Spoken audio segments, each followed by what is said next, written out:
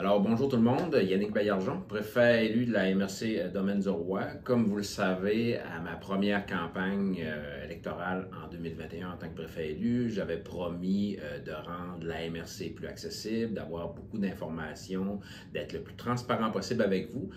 Donc aujourd'hui, on va lancer un nouveau volet. On va y aller sous forme de capsule vidéo. Je vais vous faire un peu l'état de situation là, à chaque mois, suivant nos séances, ce qui s'est passé, qu'est-ce que je fais, qu'est-ce qui se passe, où on s'en va, c'est quoi nos projets. Donc dans le mois passé, on a traité quelques règlements au niveau du schéma d'aménagement. Vous le savez, le schéma d'aménagement est une compétence de la MRC qui doit s'assurer d'une harmonisation de notre schéma d'aménagement dans toutes les municipalités. Chacune des municipalités a des zonages dans sa municipalité. Certaines zones, c'est juste de l'agricole, certaines zones, c'est du résidentiel, d'autres, c'est de l'industriel, les services publics.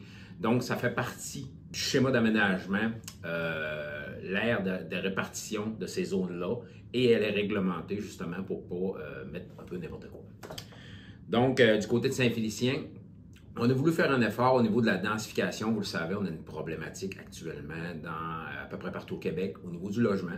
Donc, on essaie de densifier le plus possible nos centres urbains. On essaie d'éviter l'étalement urbain. Dans certains cas, c'est difficile, mais on fait les efforts nécessaires. On pense que la Ville de Saint-Félicien a fait un effort à ce moment-là. On a permis, dans la réglementation, une modification au niveau de la densification. On a mis des zones de basse densité à moyenne densité. Ce qu'on fait dans les zones de basse densité, c'est de l'unifamilial, des maisons comme vous le connaissez. Et dans la moyenne densité, on peut mettre du multilogement. Donc, ça fait une différence au niveau de ces terrains-là. On peut mettre plus de logements dans le même terrain. Donc, c'est la réglementation qu'on a passée ce mois-ci. On a eu aussi une demande de réglementation au niveau de l'Adoré en zone de villégiature qui vient autoriser l'ajout de bâtiments accessoires en cours avant. Pourquoi en cours avant? C'est que souvent dans les zones de villégiature, les gens sont établis près des cours d'eau, donc lac, rivière, et la distance requise entre le lac ou la rivière et les bâtiments est trop petite qu'on puisse mettre un bâtiment accessoire. Donc, dans la réglementation, vu qu'un bâtiment accessoire ne peut être en cours avant, il faut modifier le règlement dans ces zones-là, qui est la zone en villégiature. Bien entendu, normalement, on ne voit pas ça directement dans les centres urbains, mais en villégiature, on le permet justement pour s'assurer de respecter la réglementation en bordure des cours d'eau. On vient aussi du côté de Chambord. On vient agrandir le périmètre d'urbanisation dans le centre urbain. Une petite bande là, qui était disponible au centre du village de Chambord, justement, pour agrandir un peu sa zone urbaine, étant donné qu'ils n'ont plus nécessairement de terrain disponible pour du développement futur à l'intérieur de leur périmètre urbain. Donc, on vient un peu l'agrandir sans trop s'étaler quand même. Là, on essaie toujours d'éviter l'étalement urbain, là, mais cette réglementation-là était conforme au schéma, donc on a pu l'autoriser. Donc, comme vous le savez aussi, la MRC Domaine du Roi a le développement économique, oui, comme compétence, mais le développement de ces milieux. Dans le développement de ces milieux, on a fait cette année, d'ailleurs, on a modifié les fonds disponibles. Vous savez, vous avez entendu parler souvent des FRR, du FDH, Fonds de développement hydroélectrique. On a fusionné tous les fonds dans un seul fonds qui est le Fonds de développement Domaine du Roi. Au niveau des municipalités, chacune des municipalités a une enveloppe locale. Cette enveloppe locale, il y a différents critères à laquelle elles doivent répondre pour avoir accès à cet argent-là. Le but de ces fonds-là, c'est vraiment de créer un territoire attractif dans nos municipalités. On a souvent entendu parler au cours des derniers mois de la modification ou de l'aménagement d'infrastructures sportives dans nos municipalités à même ces fonds-là. Ça a été critiqué, mais en fait, ce qu'il faut savoir, c'est que quand on veut devenir attractif en tant que municipalité et en tant que MRC, il faut développer des infrastructures, soit sportives, de services, qui sont de qualité. Donc, pour attirer nos gens, attirer des jeunes familles, attirer des personnes actives, il faut absolument avoir ce genre d'infrastructure-là. Donc, Fonds de développement des milieux, ce mois-ci, on a autorisé 4 projets dans les enveloppes locales des municipalités. Du côté de Roberval, on veut créer un environnement favorable au déplacement actif. Donc, c'est surtout de la signalisation. Là, c'est un montant de 15 848 essentiellement, ce que ça représente, là, permettez-moi l'expression, c'est des petits bollards en centre de rue pour les cyclistes, les enfants qui jouent dans la rue, s'assurer de faire ralentir le trafic là, dans la plupart des petites rues résidentielles. Donc, essentiellement, c'est de la signalisation justement là, pour rendre les secteurs plus sécuritaires et plus attractifs là, pour nos jeunes familles. Du côté de Lac-Bouchette, l'Ermitage Saint-Antoine, on sont en train de développer un scénario sur le documentaire sur Victor Delamare.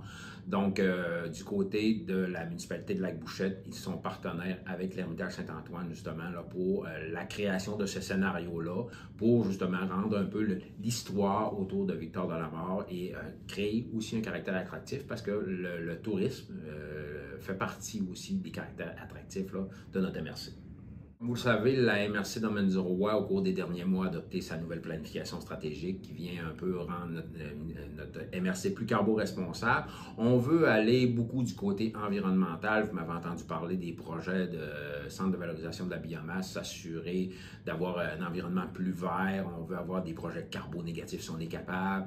Il y a tout ça. Donc, l'organisme Bassin Versant du Lac-Saint-Jean accès à une enveloppe là, de 12 770 dans le volet local et de 34 000 dans le volet territorial. Pourquoi je mentionne les deux volets? C'est que le volet territorial, il doit avoir au moins 2 municipalités sur le même projet pour avoir accès à cette enveloppe territoriale qui est une autre enveloppe dans le Fonds de développement Domaine du Roi. Quand on est capable d'avoir le cumul des 2 enveloppes parce que c'est permis, bien, ça permet d'avoir un projet encore plus porteur au niveau des municipalités. D'ailleurs, la plupart des municipalités ont participé à le projet de l'organisme du bassin versant du Lac-Saint-Jean.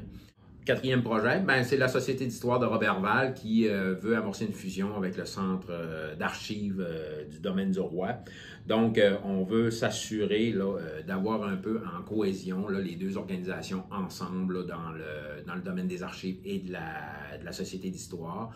On veut faire un projet là, commun et donc ils ont accès à un 3 149 $ pour la première phase, bien sûr, et de 1 373 $ pour la phase 2 conditionnelle à la réalisation du projet.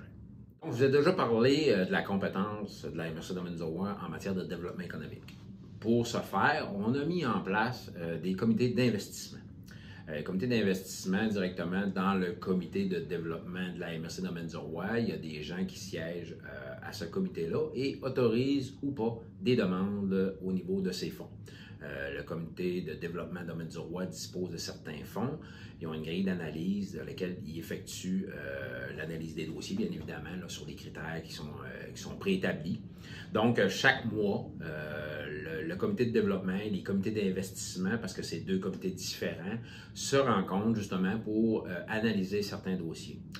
À chaque trimestre, ils doivent déposer à la MRC Domaine du Roi le rapport de ce qui a été octroyé au cours des derniers mois. Donc, le rapport qui a été déposé pour la période du 1er juillet au 30 septembre 2023, on a eu 6 dossiers dans les contributions non remboursables, ce qui veut dire subventions, pour des coûts de projet total de 123 775 $. La contribution octroyée par la MRC est de 25 600 $. Donc, vous voyez un peu l'effet de levier que ça vient créer au niveau de ces projets-là. On a aussi des contributions qui sont remboursables. Pour ceux qui connaissent le fonds, c'est le fonds FLI.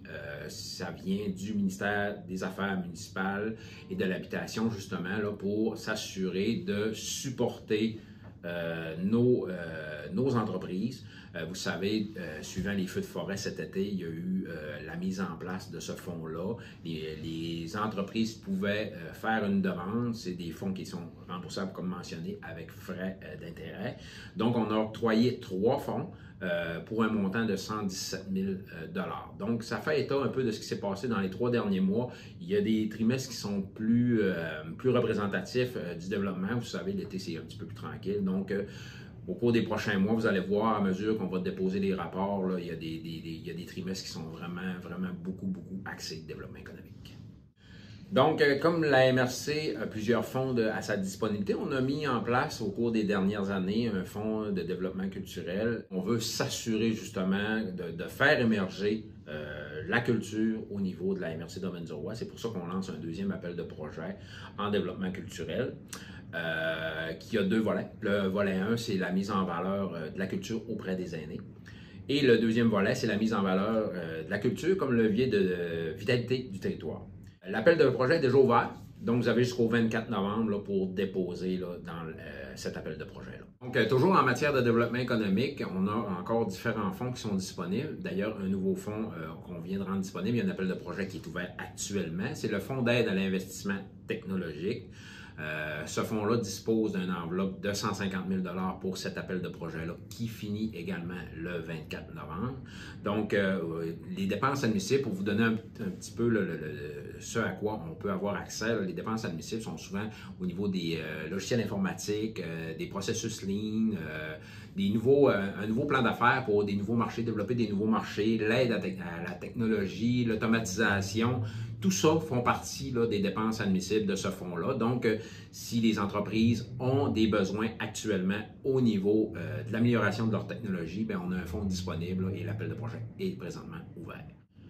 Une des compétences de la MRC qui nous a été dédiée, c'est la régie des matières résiduelles. Vous le savez, on a un des plus beaux modèles au Québec de régie des matières résiduelles. C'est 36 municipalités plus la communauté de Mastaillage qui sont partenaires dans la régie des matières résiduelles, les ordures, le recyclage, le compostage. Donc, on doit adopter nos budgets. Comme on le fait à la dernière séance. On a adopté un budget là, de 38 millions au niveau de la régie des matières résiduelles du lac Saint-Jean. Cette année, on a demandé un effort supplémentaire à la régie des matières résiduelles, justement pour qu'il y ait moins d'impact possible sur votre fardeau fiscal.